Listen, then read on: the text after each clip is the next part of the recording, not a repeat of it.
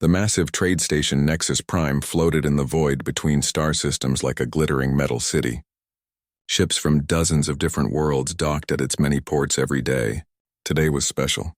The proud Veltari Empire had sent their royal delegation for important peace talks. Princess Zarathel walked through the station's corridors with perfect grace. Her crystalline skin caught the artificial lights, making rainbow patterns dance across the walls. She was tall and elegant, with features that looked carved from living diamond.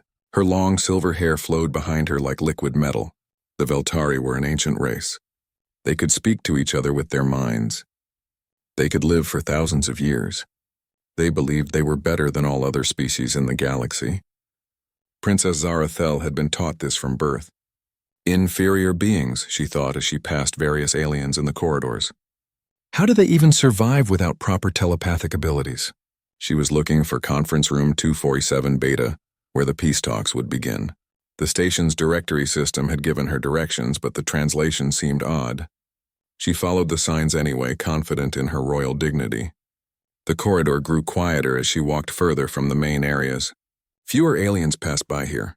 The lighting was different too, warmer somehow. She checked the numbers on the doors, 245, 246, 247. This must be it, she said aloud, something she rarely did. Speaking with voice instead of mind felt strange and primitive. She pressed the door control. It hissed open. The room was not a conference room. It was small and cramped, filled with strange equipment she did not recognize. Cables ran across the floor like metal snakes. Screens showed numbers and graphs that meant nothing to her. The air hummed with some kind of energy that made her crystalline skin tingle. This cannot be right, she whispered. Before she could turn to leave, something extraordinary happened. The equipment around her began to glow with a soft blue light. The humming grew stronger. Her skin started to respond, glowing with the same blue color. Princess Zarathel gasped. This had never happened before. Her crystalline biology was reacting to something in this room. The feeling was not unpleasant, but it was completely unknown. She tried to step backward toward the door. Pain shot through her body like lightning. Her legs became weak. The blue glow flickered and dimmed. What is this place? She asked the empty room. The door hissed open again. A human male entered, carrying a cup of some hot drink. He was average height with dark hair and kind eyes. His clothes were simple work clothes stained with grease and metal dust. He saw her and stopped completely. His cup fell from his hands, spilling the hot liquid across the floor. "Oh no," he said. "You're not supposed to be here." Princess Zarathel tried to use her telepathic powers to read his mind, to understand what was happening. Nothing came back. It was like trying to speak to a wall. This had never happened before either. "Who are you?" she demanded, trying to sound royal and commanding despite her confusion. "I'm Marcus Chen," the human said, stepping carefully around the spilled drink. "This is my workshop. Are you okay? You look different." She looked down at herself. Her skin was still glowing faintly blue, pulsing in rhythm with the strange equipment around them. As she watched, the glow grew brighter. "I am Princess Zarathel of the Veltari Empire," she announced. "I was looking for conference room 247 Beta. Your primitive directory system gave me wrong directions." Marcus looked confused. "This is personal quarter 247 Beta. The conference rooms are in section C, not section B. That's a big mistake." He paused, studying her glowing skin. "But I think we have a bigger problem right now." She tried again to move toward the door. Again, the pain hit her like a physical force. She stumbled, catching herself on a work table. The equipment responded to her touch, glowing brighter. "Don't move too much," Marcus said, his voice full of concern. "Something is happening between you and my shield generator." "Shield generator?" she asked. "Yeah, I'm working on experimental defensive technology, new kinds of energy shields for ships." He moved closer but kept a respectful distance. "I've never seen anything like what's happening to you. Your skin is resonating with the electromagnetic field." Princess Zarathel felt fear for the first time in decades. She was far from her guards, trapped in a room with primitive equipment and a species she had been taught to consider barely intelligent. "Fix this immediately," she ordered. Marcus ran his hands through his hair. "I don't know how. I don't understand what's happening any better than you do." He looked at his instruments. "But the readings are incredible. It's like your body is bonding with the energy field." "Bonding?" The word sounded wrong and frightening. The field is stabilizing around you, look. He pointed to a screen showing wave patterns. When you moved away from the generator, both your biosigns and the field became unstable. When you're near it, everything balances perfectly. She tried once more to leave. This time the pain was so strong she fell to her knees. The blue glow flickered and nearly went out. Marcus rushed to help her stand. "Don't touch me!" she snapped, but she was too weak to resist his help. "I'm trying to help," he said gently. "Something about my equipment is keeping you stable. If you leave its range, you're in danger." Princess Zarathel felt her world turning upside down. She had come to this station believing humans were simple creatures with short lives and limited abilities. Now one of them was telling her that his technology was somehow necessary for her survival. "This is impossible," she said. "Yeah, well, impossible things happen a lot around humans," Marcus replied with a small smile. "We're pretty good at finding new ways for things to go wrong." Despite her fear and confusion, she almost smiled at that. Almost. "I need to contact my delegation," she said. "They will be looking for me." Marcus nodded. "We should probably figure out what's happening first. If I'm right about the bonding process, trying to remove you from this room could be very dangerous." "Bonding process?" she repeated. "I think your crystalline biology is forming some kind of connection with my shield technology. The energy patterns are too perfect to be coincidence." He looked at her with curious eyes, not fear or reverence like most beings showed when meeting Veltari royalty. "Has anything like this ever happened to your people before?" She wanted to lie, to maintain the image of Veltari superiority. But something about this human's direct, honest manner made her answer truthfully. "No," she admitted. "Never," Marcus nodded slowly. "Then I guess we're both in uncharted territory." Outside, Princess Zarathel could hear the distant sounds of the busy station. Her delegation would discover her absence soon. When they did, they would assume the worst. They would think she had been kidnapped or attacked.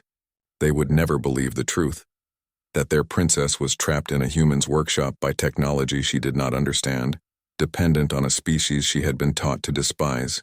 The blue glow pulsed around her like a heartbeat, connecting her to this strange place and this unexpected human. For the first time in her long life, Princess Zarathel had no idea what would happen next. 3 hours had passed since Princess Zarathel had become trapped in Marcus Chen's workshop.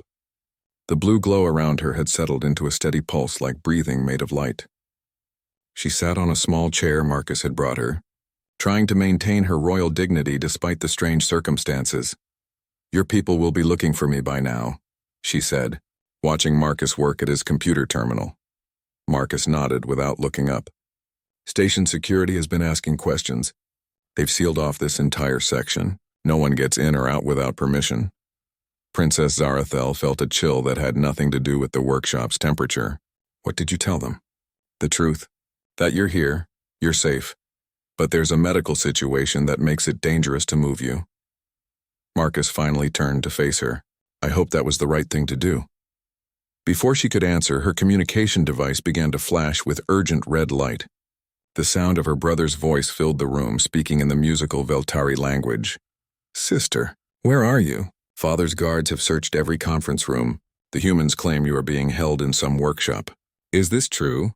Princess Zarathel looked at Marcus, then activated her device. She chose to speak in Standard Galactic so Marcus could understand. "Prince Kael'zan, I am safe. There has been an unexpected situation. I cannot leave this location at the moment. Cannot, or will not." Her brother's voice turned cold. "Zarathel, if these humans have harmed you or threatened you in any way—" "They have not," she said quickly. "It is complicated. I need time to understand what is happening." Marcus stepped forward. "Your Highness, may I speak to your brother?" She hesitated, then nodded. "Prince Kael'zan, this is Marcus Chen. Your sister is experiencing a unique medical condition caused by interaction with my equipment. Moving her right now could be very dangerous. I'm trying to find a solution." There was a long pause. When Prince Kael'zan spoke again, his voice was full of anger. "Human, you will release my sister immediately, or the Veltari Empire will consider this an act of war." Princess Zarathel felt her heart sink. This was exactly what she had feared. "Kael'zan, please listen," she said. "The human speaks the truth. I cannot leave this room without great pain. Something about his technology is helping me." "Helping you?" "What do you mean?" Princess Zarathel looked at Marcus, who was watching her with those strange, unreadable eyes. She had never met a being whose thoughts she could not sense. It was unsettling and oddly refreshing at the same time. "I feel stronger here," she admitted, "more alive than I have felt in years." This was true, though she had not wanted to acknowledge it. For months, maybe years, she had been feeling weaker. Her crystal skin had been losing its brightness. She had thought it was just the stress of royal duties. Marcus was studying his instruments again. "Princess, when did you first start feeling tired, weak?" "I do not discuss personal matters with," she began, then stopped. "What was the point of royal protocol now?" "About 2 years ago. Maybe longer." "And it got worse over time?" She nodded reluctantly. Marcus turned his screen so she could see it. "These are your bio readings from when you first entered the room, and these are from now. Look at the difference. Even she could see the dramatic change. The first readings showed irregular patterns, weak energy signatures. The current readings showed strong, steady rhythms. What does this mean?" she asked. "I think you've been sick," Marcus said gently. "Something in your biology was failing. My shield generator is somehow supporting it, making it work properly again." Princess Zarathel felt her world shift again. The Veltari did not get sick. They lived for thousands of years without illness. It was one of the things that made them superior to other races. "That is impossible," she said. "Is it?" Marcus asked. "When was the last time you felt truly healthy? Not just maintaining appearances, but actually strong and energetic?" She tried to remember, but the memories were fuzzy. Had she been declining so gradually that she had not noticed? Her communication device activated again. This time it was a different voice. Deeper, more commanding. "Her father, Emperor Velthoran, daughter. You will return to the delegation area immediately. That is an order." Princess Zarathel straightened in her chair. "Father, I have explained the situation to Kelzan. It is not safe for me to leave this location." "Nonsense. You are Veltari royalty. You do not become unsafe because of primitive human technology. You will return now, or I will send guards to retrieve you." Marcus looked worried. "Emperor Velthoran, this is Marcus Chen. I understand your concern for your daughter, but the medical situation is very serious. If she leaves the range of my equipment, her life signs become dangerously unstable." "I do not believe human words," the Emperor said coldly. "You have taken my daughter captive. You will release her or face the consequences."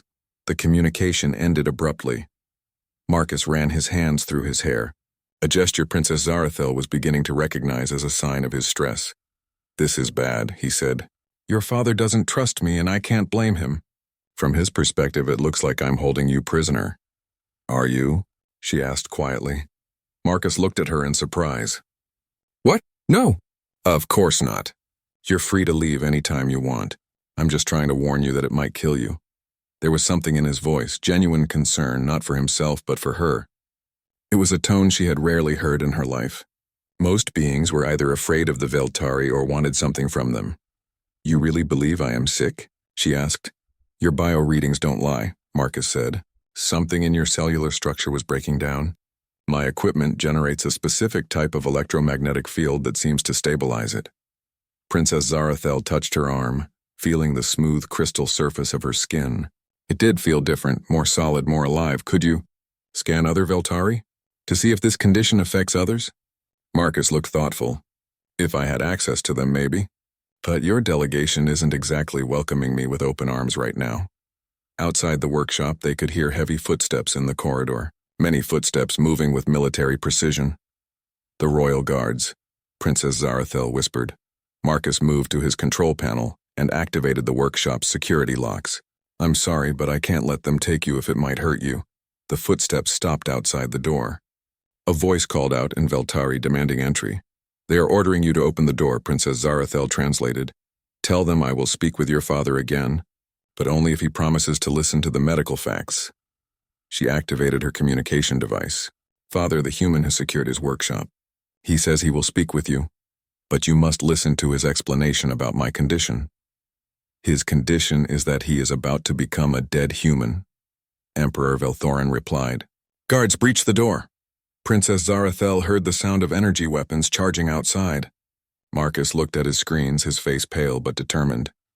"I won't let them hurt you," he said quietly, "even if they don't understand why." For the first time in her life, Princess Zarathel felt what it was like to have someone willing to protect her, not because of her royal status, but simply because it was the right thing to do. The human was risking everything for a being he had just met. From a species that considered him inferior, she had been taught that humans were selfish and primitive. She was beginning to think her teachers had been wrong about many things.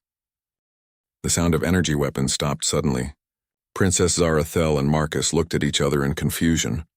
They had expected the door to explode inward at any moment. A new voice spoke through the communication system. Station Commander Reyes, a calm woman who had managed Nexus Prime for 20 years. Emperor Velthorin, this is Commander Reyes. I must remind you that Nexus Prime is neutral territory. No weapons may be discharged here without my permission. Commander, the humans are holding my daughter prisoner. Emperor Velthorin's voice was tight with anger. From what I understand, your daughter entered the humans' quarters by mistake and is now experiencing a medical emergency. Mr. Chen has requested medical assistance, not refused to release her. Princess Zarathel felt a small spark of hope. Perhaps someone in authority would listen to reason. I want to speak with my daughter directly, the Emperor demanded. Marcus looked at Princess Zarathel and nodded. She activated her communication device. I am here, Father. Zarathel, tell me the truth. Are you being held against your will? She looked around the small workshop, at the glowing equipment that seemed to be keeping her alive, at Marcus, who had risked everything to protect her from a danger she was only beginning to understand. No, Father. I am not being held prisoner, but I cannot leave this room safely. Explain. Princess Zarathel took a deep breath. The human's equipment is somehow connected to my biology. When I try to leave, I become very weak and feel great pain. When I stay near it, I feel stronger than I have felt in years. There was a long silence. When Emperor Velthorin spoke again, his voice was different. Less angry, more concerned. You have been feeling weak? For how long? 2 years, perhaps more. I thought it was just stress from royal duties. Marcus stepped forward. Emperor Velthorin, may I share some information with your medical experts? I think your daughter has been suffering from a genetic condition that affects her crystalline biology. Genetic condition? That is impossible. The Veltari do not suffer from genetic disorders. With respect, sir, maybe they do, and you just haven't recognized it yet. Another long pause. Then Commander Reyes spoke again. I suggest we move this discussion to a more controlled environment. Mr. Chen, can your equipment be moved? Marcus looked at his instruments. Some of it, yes. The main generator is portable, but I'd need time to set it up properly, and Princess Zarathel would have to stay very close to it during the move. How close? Princess Zarathel asked. Within 2 meters, maybe 3. Any further and you start destabilizing. She felt a strange mix of fear and fascination. Her life now depended on staying near this human and his technology. There is a medical bay in Section D, Commander Reyes said. It has proper facilities for this kind of examination. Mr. Chen, how long would it take you to move your equipment? 2 hours if I work carefully, but... Marcus looked at Princess Zarathel. This is going to be dangerous. If something goes wrong during the move, if the field generator fails even for a minute... I understand, she said quietly, but we cannot stay in this room forever. Over the next 2 hours, Princess Zarathel watched Marcus work with an intensity and skill that impressed her. He carefully disconnected components, tested each piece, and packed everything with the care of someone who knew lives depended on his work. You are very good at this, she said as he secured the main generator. Marcus looked up, surprised by the compliment. Thanks. I've been working on shield technology for 8 years. Never thought I'd be using it to keep someone alive, though. What made you choose this work? He paused in his packing. My home colony was attacked when I was young. Pirates with advanced weapons. Our shields failed and a lot of people died. I decided to build better ones. Princess Zarathel felt something she had never experienced before. Genuine respect for a non-Veltari being. This human had spent years of his life working to protect others, with no thought of glory or reward. I am sorry for your loss, she said. Marcus looked at her with surprise. Thank you, that means a lot. When they were ready to move, Marcus activated a portable version of his field generator. Princess Zarathel immediately felt the stabilizing energy surround her like a warm blanket. Stay close, Marcus said, carrying the generator carefully. If you start feeling weak or dizzy, tell me immediately. The journey to the medical bay felt like the longest walk of her life. Every step took her further from the safety of the workshop, where she had first experienced the bond. Royal guards flanked them, weapons ready but not aimed. Station security kept everyone else at a safe distance. Emperor Velthorin was waiting in the medical bay with the Veltari's chief physician, Dr. Serental. The Emperor's face was a mask of controlled worry. "Daughter," he said simply. "Father." She felt tears forming in her eyes. Another new experience. "I am sorry for causing this crisis. You have nothing to apologize for." His gaze shifted to Marcus. "Human, show me what you have discovered." Marcus quickly set up his equipment in the medical bay. Within minutes, the familiar blue glow surrounded Princess Zarathel again. Dr. Serental's eyes widened as she saw her princess's bio readings. "These readings are impossible," Dr. Serental whispered. "Her cellular cohesion is at levels I have not seen since she was a child." "Doctor," Marcus said respectfully, "I need to show you something else." "Princess, would you be willing to move about 5 meters away from the generator, just for a few seconds?" She nodded, though her heart raced with fear. As she stepped away from the field, the change was immediate and dramatic. Her skin began to dim, the crystalline structure becoming cloudy and brittle-looking. Her legs shook and she felt as though she was drowning in thick liquid. "Enough!" Emperor Velthorin commanded. Princess Zarathel hurried back to the field, gasping as the strength flowed back into her body. Dr. Serental was staring at her scanner readings. "By the ancient crystals, Zarathel, you have been dying." "Dying?" Emperor Velthorin's voice was barely a whisper. "Crystal cascade failure. It is a genetic condition that affects our royal bloodlines. We thought it had been eliminated centuries ago." Dr. Serental looked at Marcus with new respect. "Your technology is providing the exact electromagnetic frequency needed to stabilize her cellular matrix. Without it, how long would she have lived?" Marcus asked quietly. "Months, perhaps weeks. The condition accelerates once it reaches critical stages." Emperor Velthorin sank into a chair, suddenly looking very old. "My daughter was dying and I did not know." Marcus stepped forward. "Emperor, with your permission, I'd like to study this condition further. If it affects your royal bloodlines, there might be others who need help. You would do this? Help people you do not know from a species that has treated you with suspicion and hostility?" Marcus looked at Princess Zarathel, then back at the Emperor. "Your daughter's life is already connected to my work. If I can help others too, of course I will." Princess Zarathel felt her world changing again, not just because of the technology that was keeping her alive, but because of the human who had created it. Everything she had been taught about other species was proving wrong. "Father," she said softly, "I think we have much to learn from the humans." Emperor Velthorin looked at his daughter, glowing with renewed health in the field of human technology, protected by a being he had dismissed as primitive. "Yes," he said slowly, "I believe we do." But outside the medical bay, other Veltari nobles were not so understanding. Voices were raised in anger, talking of honor lost and traditions broken. The real test was still to come. 2 days had passed since the truth about Princess Zarathel's condition was revealed. Word had spread throughout Nexus Prime and the reaction was explosive. The Veltari delegation was split into 2 groups. Those who accepted Emperor Velthorin's decision to work with the humans, and those who saw it as a betrayal of everything their empire stood for. Marcus worked tirelessly in the medical bay, surrounded by both human and Veltari equipment. Princess Zarathel sat nearby, watching him modify his technology. She had learned more about human determination in these 2 days than in all her years of diplomatic studies. "The field generator can be made smaller," Marcus explained to Dr. Serental, who had become his eager partner in research. "If we adjust the frequency modulation here and add these crystalline components from your medical equipment," Dr. Serental's eyes sparkled with excitement. "Yes, the crystal resonance would amplify the effect while reducing the power requirements." "Marcus, this is brilliant." Princess Zarathel smiled.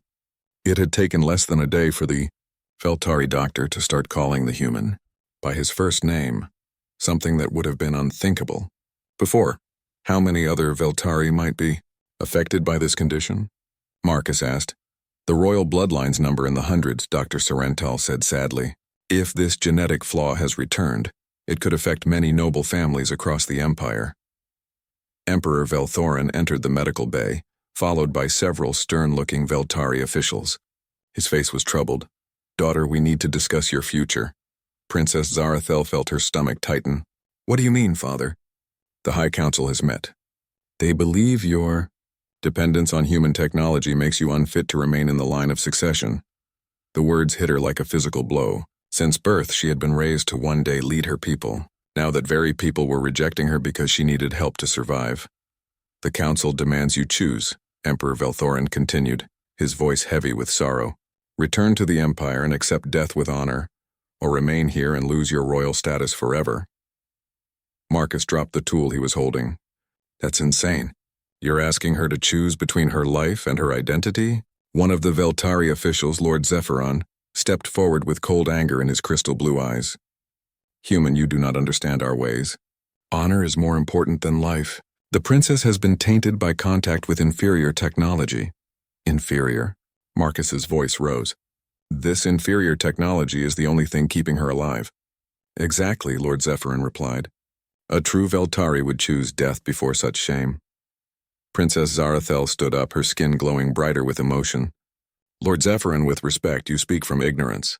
This human has shown me more honor in 3 days than many nobles have shown in centuries. You defend the creature that has enslaved you?" "Enslaved?" Princess Zarathel laughed, surprising everyone in the room. "He has freed me. For the first time in my life, I understand what it means to be truly alive." Marcus looked at her with wonder, but Lord Zephyrin's expression grew darker. "You see? The contamination spreads. She defends these primitive beings over her own kind." Emperor Velthorin raised his hand for silence. "The council has made their decision. Zarathel, you have until tomorrow to choose." After the officials left, the medical bay felt heavy with sadness. Marcus continued working, but his movements were angry and sharp. "There has to be another way," he muttered. "Some solution they'll accept." "Marcus," Princess Zarathel said softly, "perhaps it is time to accept that some problems cannot be solved." He turned to face her, his eyes blazing with determination. "No, I don't accept that. There's always a solution. Always." Dr. Serental had been quiet during the confrontation, but now she spoke up. "Marcus, what if we could prove that many Veltari carry this genetic condition? If it affects not just the royal family but commoners too, how would we test for it?" Marcus asked. "I could scan the entire delegation. Secretly, of course. If enough people show early signs of the condition, the council couldn't ignore it," Princess Zarathel finished. "But would anyone volunteer for testing? If they have the condition, they would face the same choice I do." Marcus was quiet for a long moment, staring at his equipment. Then his face changed as if a light had turned on inside his mind. "What if they didn't have to choose?" "What do you mean?" Dr. Serentel asked. "What if the technology could be made so small, so subtle, that no one would know they were using it? Microgenerators built into jewelry or clothing, or even implanted under the skin?" Princess Zarathel felt her heart race. "You could do that? With the right materials and enough time, maybe. But I'd need help. Veltari crystal technology, human engineering, maybe resources from other species too." Dr. Serental was already pulling up designs on her tablet.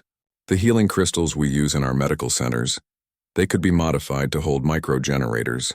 No one would question a noble wearing healing jewelry. But first, we need to prove how widespread the problem is," Marcus said. "And we need to do it before the council forces their decision." That evening, Dr. Serental quietly visited several members of the Veltari delegation. She told them she was conducting routine health screenings. What she found shocked even her. 12 people, she reported back to Marcus and Princess Zarathel. 12 people out of 30 show early signs of crystal cascade failure. Including Lord Zephyrin himself, Princess Zarathel gasped. "The man who called me tainted is affected by the same condition? He doesn't know it yet. The early stages are subtle, but within 5 years he'll start showing symptoms." Marcus ran calculations on his computer. If 12 out of 30 people in just this delegation are affected, and these are all from noble families. He looked up, his face pale. "This could affect thousands of Veltari across the Empire. We have to tell them," Princess Zarathel said. "They won't believe us," Dr. Serental replied. "Especially coming from a human and a contaminated princess." "Then we'll have to prove it," Marcus said. "In a way they can't deny. The next morning, the High Council gathered to hear Princess Zarathel's decision. The medical bay was crowded with officials, guards, and curious station personnel. News of the royal crisis had spread throughout Nexus Prime. Lord Zephyrin stood at the front of the group, his ceremonial robes glittering with crystal decorations. "Princess Zarathel, have you made your choice?" She looked at Marcus, who nodded encouragingly.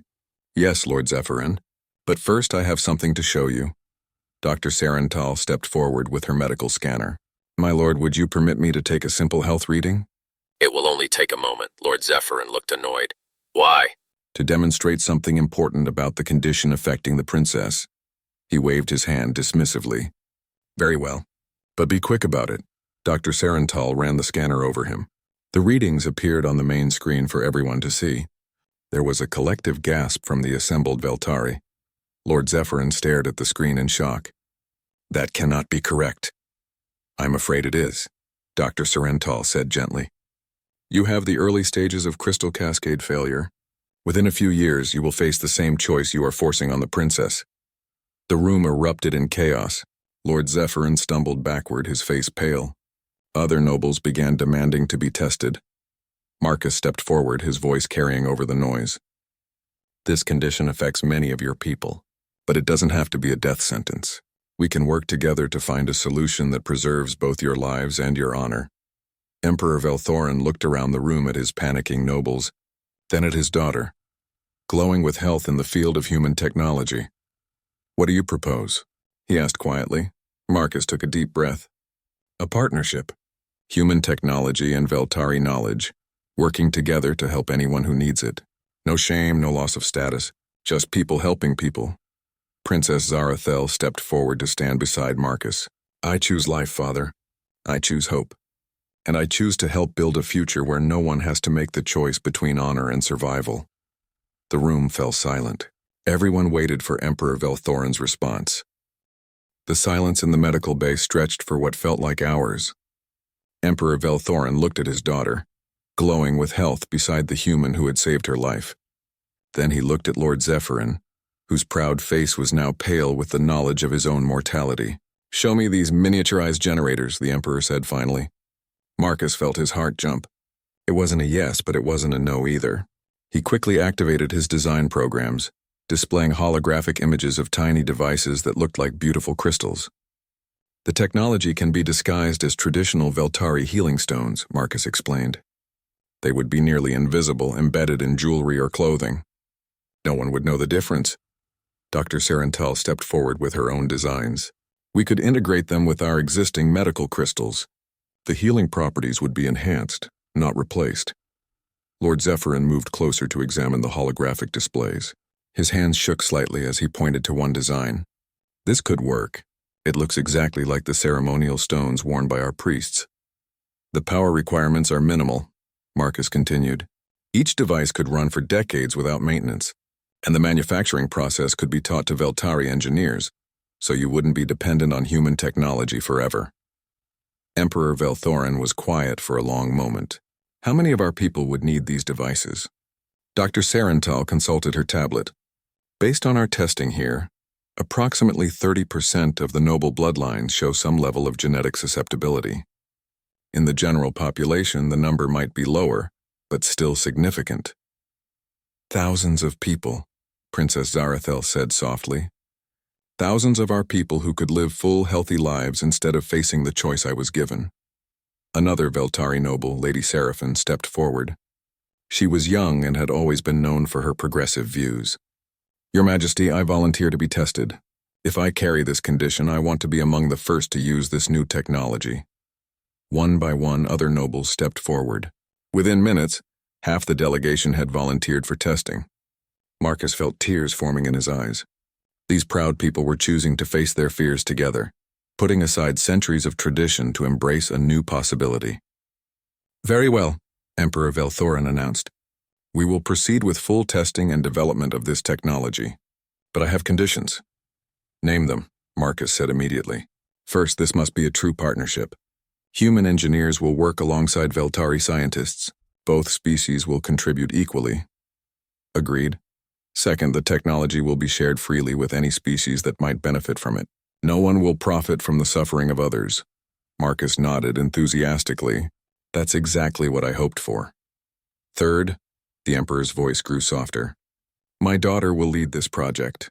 She understands both the science and the politics involved better than anyone. Princess Zarathel felt her breath catch. Father, the council said I was unfit to rule. The council was wrong, Emperor Velthorin said firmly. You have shown more courage and wisdom in these past few days than many rulers show in a lifetime. If they cannot see that, then perhaps it is time for new leadership in the council as well. Lord Zephyron, who had been quiet since learning of his condition, now spoke up. Your Majesty, I formally withdraw my objection to the princess's status. She has proven herself worthy of our respect and loyalty. Over the following weeks, Nexus Prime became the center of the most ambitious interspecies medical project in galactic history. Human engineers worked side by side with Veltari scientists. The station's workshops buzzed with activity day and night. Marcus found himself leading a team of 12 researchers from both species. Princess Zarathel worked beside him, her knowledge of Veltari biology proving invaluable in refining the technology. The resonance frequency needs to be adjusted for each individual, she explained to a young human engineer named Sarah. Every Veltari has a slightly different crystal matrix. Sarah nodded, making notes on her tablet. So we need adaptive technology that can tune itself automatically. Exactly. Marcus, do you think we can modify the field generators to be self-adjusting? Marcus looked up from his workbench, his face streaked with grease but his eyes bright with excitement. I think so, if we use smart crystals with feedback loops. Yes, that could work. Dr. Serental entered the workshop carrying a small device that sparkled like a jewel. The first prototype is ready for testing. Everyone gathered around as she handed the device to Marcus. It was beautiful, indistinguishable from a traditional Veltari healing crystal, but containing all the technology needed to stabilize someone with crystal cascade failure. Princess, would you be willing to test it? Marcus asked. Princess Zarathel took the crystal and held it against her chest. Immediately, the same blue glow appeared around her, but softer and more natural-looking than before. It works, she whispered. I can feel it working. Marcus slowly shut down his larger field generator. Everyone held their breath. Princess Zarathel remained stable, healthy, glowing with the power of the tiny crystal against her heart. We did it, Marcus said, his voice full of wonder. We actually did it. News of the successful prototype spread quickly throughout the station and beyond. Within days, requests for the technology were coming from dozens of different species who had heard about the project. The Kethari, a silicon-based species from the Outer Rim, sent a delegation to investigate whether the technology could help with their own genetic disorders. The human colonies offered to establish manufacturing facilities. Even species that had never spoken to either humans or Veltari before expressed interest in the partnership. 3 months later, Princess Zarathel stood in the new research facility that had been built on Nexus Prime. The facility bore the symbols of both the human colonies and the Veltari Empire, representing the first permanent alliance between their species. Marcus was at his usual workstation, but now he wore a small crystal pendant, a gift from Princess Zarathel that had become the symbol of their partnership. He was training a group of young engineers from 6 different species in the construction and maintenance of the life-saving devices. The key thing to remember, Marcus was saying to his students, is that technology should serve people, not the other way around. Every device we build should make someone's life better. Princess Zarathel smiled. She had learned so much from this remarkable human, not just about technology, but about what it meant to truly help others. Emperor Velthorin approached, wearing his own crystal pendant. The device had detected early signs of the genetic condition in him as well, but now he was as healthy and strong as he had been in centuries. Daughter, the council has reached a decision about your status. Princess Zarathel felt a moment of old fear, but it passed quickly. Whatever they decided, she knew she had chosen the right path. They have voted unanimously to name you heir to the throne, the Emperor announced with a smile. But more than that, they have asked you to establish a new position, Ambassador of Interspecies Cooperation. You will be responsible for expanding our partnerships with other races. Princess Zarathel looked at Marcus, who was grinning proudly. I accept on one condition. What condition? that Marcus Chen be named as my co-ambassador. This project succeeded because we worked together. Our future partnerships should be built on the same foundation. Emperor Velthorin looked at Marcus, who had stopped his teaching to listen to the conversation. Human, would you accept such a position? Marcus walked over to them, still wearing his work clothes and carrying a tool in his hand. Your Majesty, I'd be honored. But I have one request, too. What is that? Marcus gestured to his students, who came from 6 different worlds. Can we make sure that every species gets an equal voice in what we're building here? The best ideas come from working together. Emperor Velthorin laughed, a sound of pure joy that hadn't been heard from him in years. Human, you continue to surprise me. Yes, of course. As the sun set over Nexus Prime, Princess Zarathel and Marcus stood together on the observation deck of their new facility. Ships from dozens of different worlds could be seen in the distance, all coming to be part of the growing alliance. Do you ever regret entering the wrong room that day? Marcus asked. Princess Zarathel touched the crystal pendant at her throat, feeling the gentle pulse of the technology that kept her alive and healthy. It wasn't the wrong room, she said softly. It was exactly where I needed to be. In the months and years that followed, the technology they had developed would save thousands of lives across dozens of species. But more importantly, it had proven that cooperation and understanding could overcome any barrier, even those between species that had never trusted each other before. The galaxy was a little bit brighter because one human engineer had been willing to help a lost princess, and one royal had been brave enough to trust him in return, and it all started with a simple mistake, entering the wrong door at exactly the right time.